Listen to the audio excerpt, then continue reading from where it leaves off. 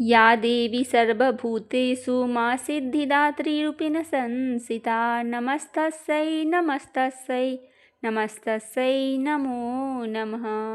जय माता दी। माता रानी के चरण कमल में मेरा बारंबार नमस्कार है। आज चैत्र नवरात्रि का 9वां दिन है। आज माता के 9वें स्वरूप माता सिद्धिदात्री की पूजा की जाएगी। आइए सुनते हैं माता सिद्धिदात्री की कथा। आज 6 अप्रैल को चैत्र नवरात्रि का 9वां दिन है और इस दिन माता दुर्गा के 9वें स्वरूप माँ सिद्धिदात्री की पूजा किया जाता है।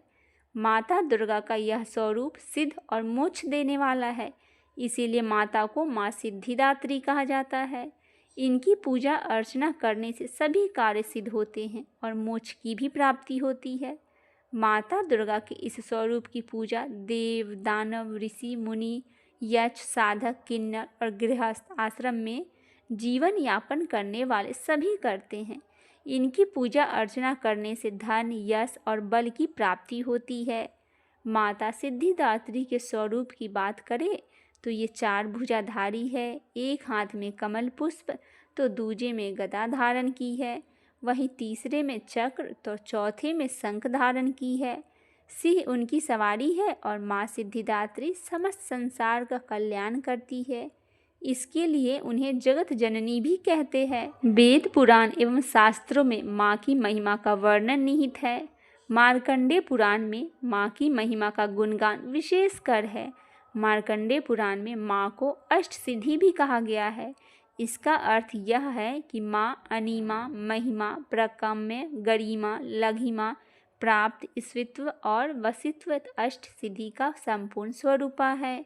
अगर आप भी माँ सिद्धिदात्री की कृपा का भागी बनना चाहते हैं तो आज विधि पूर्वक माँ सिद्धिदात्री की पूजा करेंगे। साथ ही पूजा के समय व्रत कथा का पाठ अवश्य सुने या पढ़े। इस व्रत कथा को सुनने मात्र से साधक की हर मनोकामनाएं पूरी होती है। पौराणिक कथाओं के अनुसार भगवान शिव ने माँ सिद्धिदात्री की कठोर तपस्या कर 8 सिद्धियां को प्राप्त किया था। माँ सिद्धिदात्री की अनुकंपा से ही भगवान शिव की आधा शरीर दैवी हो गया था और वह अर्धनारीश्वर कहलाए। माँ दुर्गा ने 9 रूपों में यह रूप अत्यंत ही शक्तिशाली रूप है। कहा जाता है कि माँ दुर्गा का यह रूप सभी देवी देवताओं को तेज से प्रकट हुआ है।